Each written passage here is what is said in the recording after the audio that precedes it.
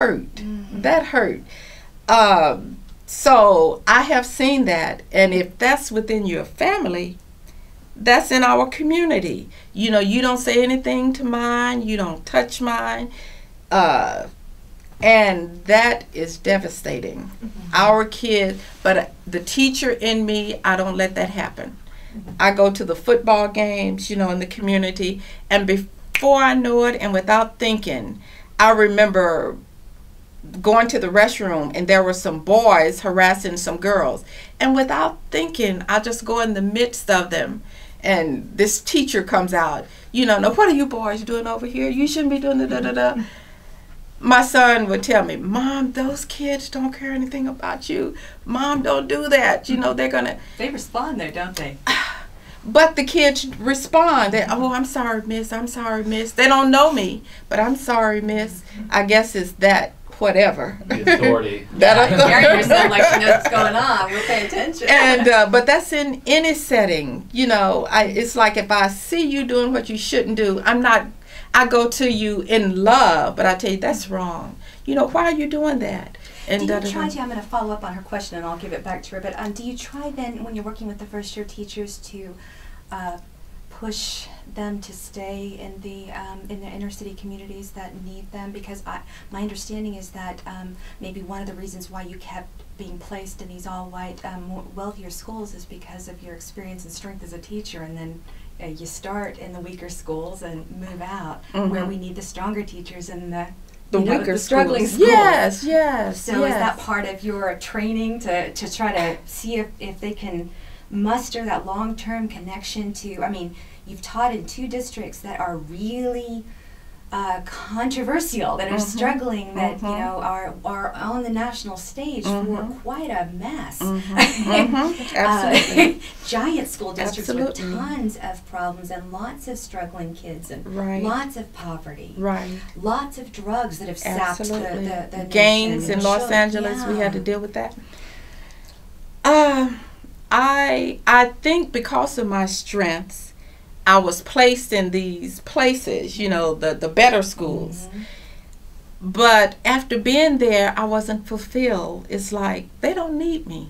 Do you try to foster that in the new teachers? To see, you know, you might be on the route for something fabulous, but understand that fabulous might not mean, you know, Capel. It might we need you here. I do. I do. But in that, I get a sense of personalities as well. And I've had some new teachers, and usually they're Anglo. They're placed in these environments, and you can just tell they're superior. Yeah, they need you to know, go. like you know, why am I here? Yeah. And if you're asking yourself that, then you need to go. Yes, and even in our cluster of meetings where they're all first year teachers, the attitude is, you know, I'm beyond this. I'm above this. Those I don't encourage to stay. But that's the way this particular young lady I'm thinking of was when she first came. But I noticed after being there day after day after day, she got attached to the kids and she mellowed. She became more concerned about the students and came to their level to bring them up rather than teaching up here. And, oh, you kids, you know, you're just ignorant. You don't know. So I did see that change. But, no, I didn't encourage her to stay. Because some people are just better adapted and suited for another environment. And she would have not served those kids to stay there. You know, she did her time one year. And sure enough, that next year she went to Highland Park. You know, that was the environment she wanted. That's where she fit. And others, yes, to stay there. But back to your question, I think it's such a travesty that we, even as African Americans, don't feel comfortable talking to others when we see them not doing what they should be doing.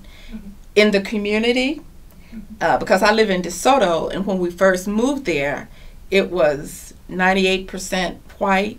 Now it's probably 98% black. But when we first moved there, we had that sense because there were very few of us. And so we had the sense of community. But now I've seen the transition, and kids going up and down the street. A lot of people say, well, you know how teenagers are. You can't say anything to them.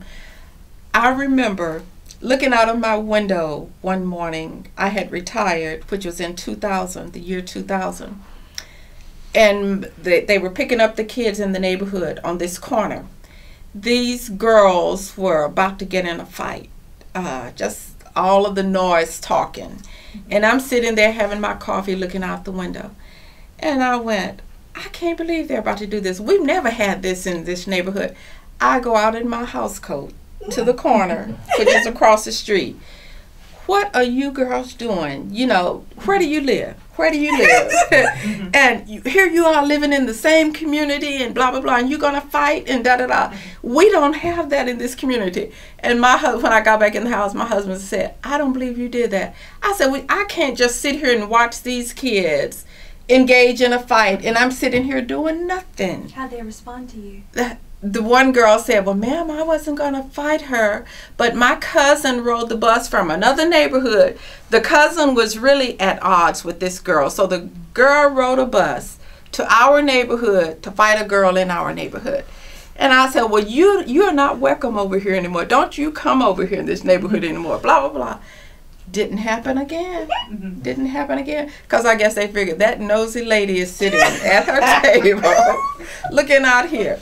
But we need to demand better. And kids respond to that. They really do. When they hear your heart, they respond. I don't care if you're reprimanding them or telling them to stop or whatever. Same thing with the sagging. I say, young man. And I'll just look at their parent and they, I'm sorry, miss. You know how they pull them up, they fall back down, but you know they pull them up. But a lot of kids, if you approach them the wrong way, will look at you like, who are you? I've never gotten that. Never. You want the same out of their neighborhoods too, you believe? Yeah. I do. I do. But I long for those days where we look out for each other and want the best for everybody. So do you think, obviously desegregation was a good thing for the black community, but what desegregation did, I remember talking to one of my professors last summer about how desegregation allowed for stratification in the black community, whereas before, if you were the black lawyer or the black doctor or the black nurse stayed or in the the black neighborhood. janitor, you were still living next to each other. That's right. So That's do right. you think that that's had the economic stratification has created a huge issue in terms of being able to relate? Absolutely. It has.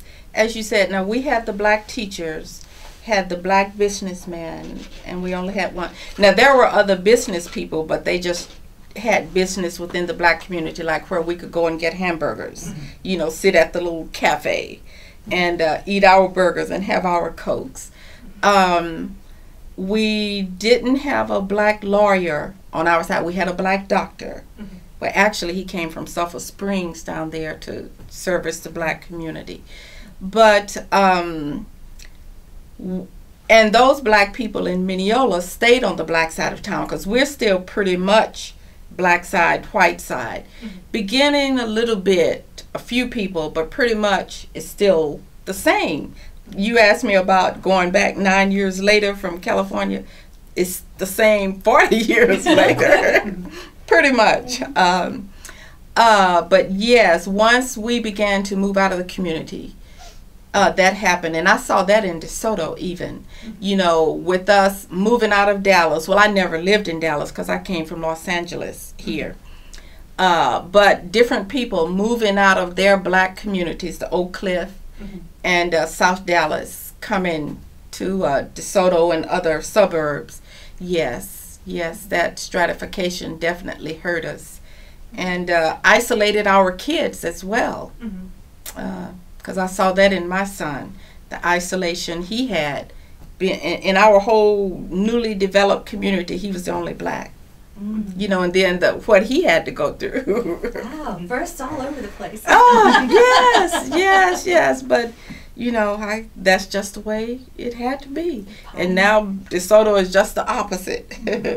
The whites there You know, you kind of sense that they feel a little bit uncomfortable.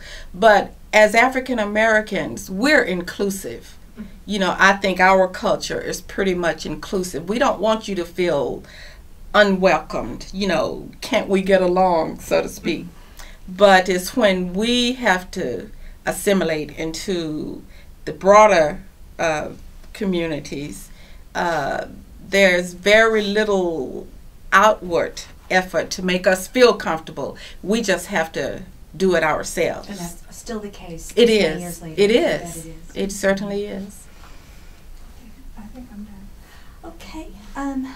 Is there any sort of any final word that you'd like to give us? We'll ask you back, but just to you know, I guess one thing would be if you were going to go back to that young Glenda who's getting ready to organize that street party, or even earlier with your in-crowd establishment. What advice would you have for her and the incredibly complex times that she's about to embark on? Wow. I think I was prepared for it. Sounds like you were.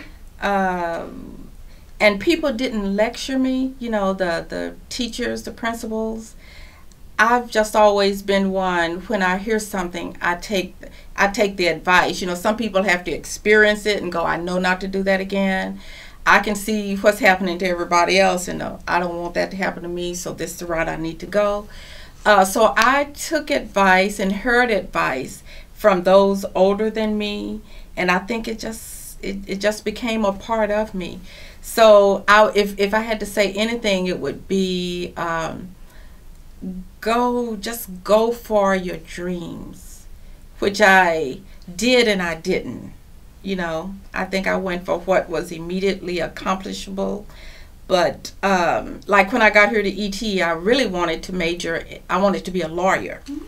But it was like, 4 years of being down here and then 4 more years of law school. I didn't look long range enough. I've always been okay. Deal with what you have to deal with now and then go to the next phase. When I was here, it's like, just get out of here. So as a consequence, I graduated in 3 years. You know, I came in taking 21 hours, and that's unheard of nowadays. But, you know, I took 21 hours each semester. And you were always in a rush with life, I yes, guess. I guess so, to get to the next thing, whatever that was. And so just slow down and, you know, look long range, you know, put better plans in place. Just look more long range and go for it. It's there for you. Just go and get it. Nice. Yes. Nice. Well, I think we'll close off, and thank you so much. Oh, thank you. Riveting. Thank you. My pleasure.